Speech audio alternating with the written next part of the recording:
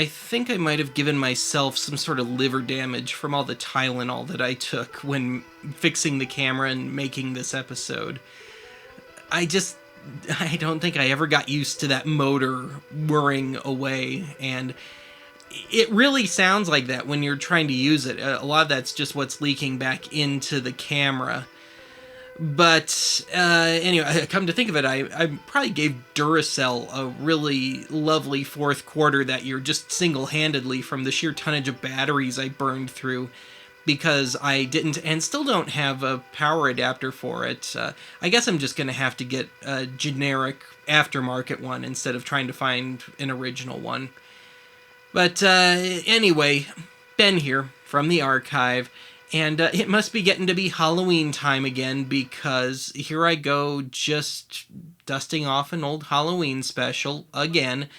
And this is episode number 86, and it's on the Fisher-Price PXL-2000 camcorder, and of course that's the one that runs on audio cassettes. And let me just start at the beginning here. So in, I want to say probably early September of 2015 when I made this, I got an email from a viewer, and one who I'd spoken to a few times, and he said that he had found a PXL-2000 at a yard sale. He didn't think it worked, but would I like it? And I was like, sure, I've been trying to find one of these things forever. Sure, I'll take it, and I'll take a look at it. And so he sent it to me, and I put some batteries in it. I hit the play button, and the motor started up, but the little spindles to advance the tape weren't spinning. So I was like, oh, great, this will be an easy fix. So I took it apart, and all the foam padding that kept the guts of the camera in place had all rotted away. And sure enough, the belt, the thing I was looking for, was completely hardened. And so I've mentioned this on Archive a few times, but I keep a bag of assorted rubber bands around to use as test belts for things. So I found one that was the right size, and then I put it in, which was a treat in and of itself, because the guts of the camera are in two layers, and I didn't want to take it completely apart because a lot of it was held together with wires and that were kind of important to it. So I had to use tweezers, and I just had to be really patient with it and put in this temporary belt. And sure enough, it started working again, except there was no picture now. So I looked around, and the camera really was caked in mud. I wasn't entirely joking in the episode when I said that, I don't think it was really buried in somebody's backyard, but it was caked in mud. And my guess is some kid was using it in his backyard, and then it just went down to the basement, and then just time, dirt and cobwebs and stuff just built up on it and just compounded. But anyway, I went snooping around to see what would make the picture fail on the thing. And I found somewhere that the greater lens assembly, within it, deep down, there's this tiny little blue translucent filter. And it's about the size of, if you've ever been to a restaurant that serves they have the sugar packets, and it's the raw sugar, so they're still in kind of chunks. It's about the size of one of those. It was just tiny, tiny, tiny. But I read that there was something somewhere in the assembly that it could let out gas and fog up the lens. And it wouldn't affect it in the greater scheme of things, but you'd have to get it out and clean it and everything, or just remove the lens completely. And I found that you could do that, but once I knew that I was going to get this thing back together, I was just like, okay, I want this as true to the original as possible. I don't have any problem with people taking the lens out. I don't have problems with, as I discuss in the episode here, people circuit bending it so they can use more modern stuff, like RCA cables on it. I don't have any problem with that, but within the realm of archive, I always like to keep things original, so I wanted to get it back in there and everything. And I actually had to physically break open part of the assembly to get to that filter. But I got it, took it out. It was fogged over. I took the smallest Tupperware I had, spritzed, did a few spritzes of Windex in there, and stuck the thing in there and cleaned it off, and had to use tweezers to get everything back in and out. And I had that camera together and apart a million times. And but once I finally got that taken care of, it was more or less working again. Technically, it was working again, but as I mentioned, the foam padding that kept everything in place had completely rotted away, and it wasn't stable in the thing anymore without padding. So I had to find some foam and try and cut it down to what I figured was approximately the size, and then I put it back in. And if you remember this episode, and if you've been watching thus far, a lot of the shots that were done on tape are completely crooked. I wasn't being artsy. There's no reason on purpose for, say, the picture of the TV to be on the third side of the frame, the right third. As far as I was concerned, when I was shooting it, I was dead center, but it just came out wrong because it doesn't sit in there. And I had it apart and together again a few more times, the camera, and I just never did get it right. I'd either have it now a third, something that should be in the center off to the left third or off to the right third. So I just kind of had to learn to live with it. And it was only the very last thing I did for the episode, and that was the Pavand opening. And by that point, I was used to it enough that I had deliberately shot it so it seemed crooked when I was filming, but it came out right in the end. So, yeah, I've droned on about that quite long enough now, haven't I? Now, there was one test that I had wanted to do for this episode, but in the end, it just didn't mean anything, and I wasn't able to. But I wanted to try a Type 4 audio cassette, the metal audio cassette, but I don't know if that would have been good for the heads. It might have been okay, given the thing was allegedly designed for Type 2s, so Type 4 might have been okay. But I just couldn't find any of those tapes, so I couldn't do that test. But in the end, I don't think it really mattered, because I don't think anybody that had it, certainly not any kids that had it, would have been thinking about that sort of stuff. So if you bought the tapes that Fisher-Price sold, those were just really standard Type 2 cassettes. And of course, you could just buy Type 2s just from your nearby big box electronics store. And honestly, in the testing, I found that using a standard normal bias Type 1 audio cassette versus a Type 2 didn't really make a whole lot of difference. Where the differences lay were in the length of the tape. The shorter the tape, the better. So there was something to be said for strain on the motor from too much tape on a reel. And so I've actually been hoarding specifically Type 2 shorter audio cassettes ever since then, just on the off chance, for whatever reason, I want to drag out the PXL-2000 again and do something with it. Let's see here. This episode took, as you could probably gather, it took me a very, very long time to make this episode. It took probably about 4 weeks, actually. And that was from the time I started fixing the camera to the time I was finished with the episode. And I kept having to put things... I kept having to put the PXL on the back burner because I needed to be able to make stuff and have stuff ready to go. And at one point I was worried that I wasn't going to have a whole... well, not a whole episode, but I was worried that I wasn't going to be able to make a Halloween special. Because after a while I figured... there's a certain creepiness to how things look on the PXL, so I thought it would make a good Halloween episode.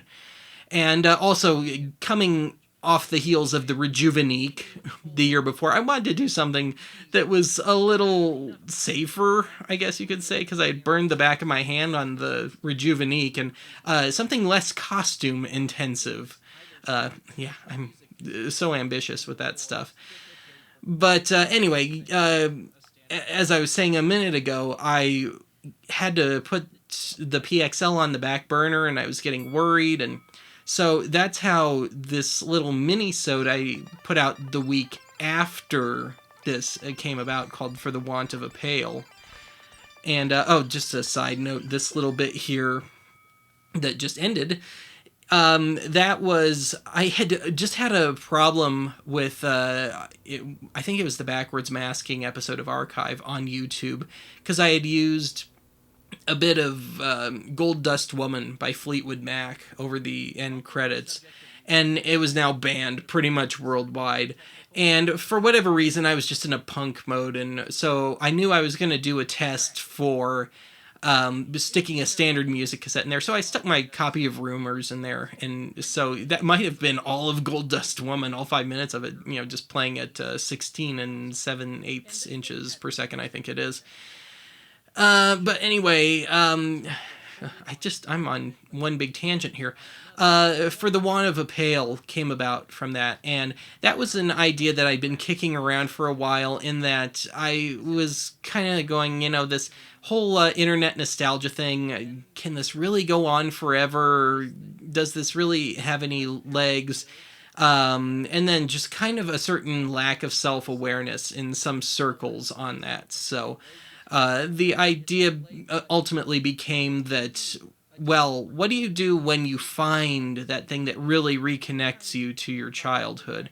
And just thinking cynically, I'm like, oh, it'll just nullify me right out of existence. So, yeah, little bonus commentary there.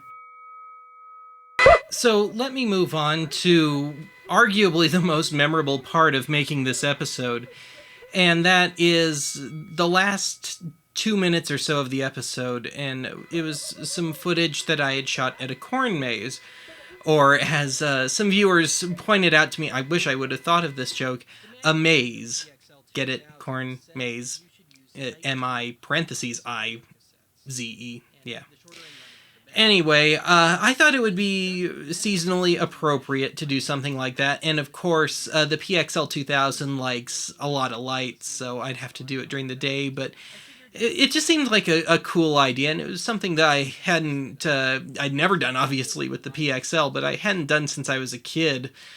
And so I found this place down in Parker, Colorado, and I won't name it because it still exists, but that was kind of frustrating, to put it nicely, experience. So, again, needing the light, I was going to have to do it during the day, but I also wanted to be as close to alone as possible so people wouldn't have to deal with this crazy guy with this strange-looking camera, getting up really close to stalks of corn, he's on drugs and making that experimental film or something.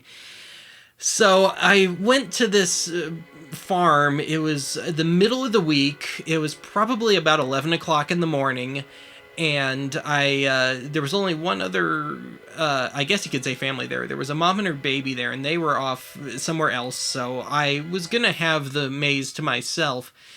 And they said, okay, that'll be $10. So I gave them 10, and they gave me the receipt and stamped my hand and all that, and I went off to the corn maze, and I had asked them beforehand about the corn maze, and, was it okay if I went through there and stuff, and they were like, yeah. And then I paid them, I'm going off, I'm heading to the corn maze, and they're going, oh, by the way, it doesn't open till 6. Screw you! You even see a little of the footage. I tried to shoot the entrance to the maze, and I hadn't quite worked out the camera framing yet, so it's totally off. I wanted it to follow a certain narrative where I'd be going into the maze and then going through and out and, having maybe some misadventures or something along the way. That didn't happen. But anyway, I wasn't too happy about them, telling them up front why I was there, and then having them say, oh, by the way, the maze doesn't open for another 7 hours.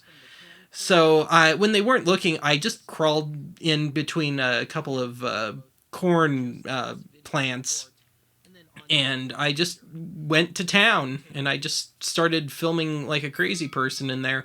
And I had brought a whole bunch of tapes, and I'd probably filmed around 40 minutes of footage in that thing. But so many problems. I have no way of monitoring anything on a PXL when it's just the camera. Nobody does. And so I was going through the maze and, taking all this footage thinking, oh, this is going to be so great. I get back home and I find that it's all completely off, or I had the lens adjusted wrong and there was no video. And so everything you see in the episode, that was every last drop of usable footage that I had shot in there. So, frustration. And also, when I was going through it, we just had the Indian summer from hell that year. Here it is, it's October, things should be cooling down, but I'm going through this maze. Even though it's still fairly early in the day, it's probably in the low to mid 80s outside already. And so I remember it being a fairly sweaty experience, too. And also, I mentioned going into this, I remember joking, there was also allegedly a petting zoo at this place, but I couldn't find it. That's true. They had a petting zoo and were advertising a petting zoo, but I honestly couldn't find it. I went through every inch of that joint, and I could not find any animals, and yeah, it was just kind of a ripoff. But anyway, so the final thing with the maze footage became a very, very loose narrative, as best as I could throw together, of me going into the maze. You can see the gates at the start here somewhere, I think. Yeah, there it is. And then it just became me going through the maze, just getting really close to the plants. And for whatever crazy reason, one of the exits of the maze exited to this maze meant for little kids, a hay maze, but the hay bales were only about 2 feet high, so it came up to not even quite my knee, probably, maybe my knee, I don't know. And so I just thought it would be funny that I'd come out of it and, like I'd just been through hell. And, I finally made it out. I made it out of the hay maze. Just totally forgetting about the corn maze. Thankfully, that bit of the footage came through. And thankfully, I had the wherewithal to try it a few times with the camera adjusted in different ways. So, anyway, that's really about all I have to say about this. So I guess I'll just let this footage play out and you can look at it from this new perspective that you've gained. But anyway, Ben here from the archive. I actually really enjoyed doing this commentary. That just inspired me to do another commentary next year, which I probably would have done anyway. Yeah. Ben here from the archive, and I'll see you later.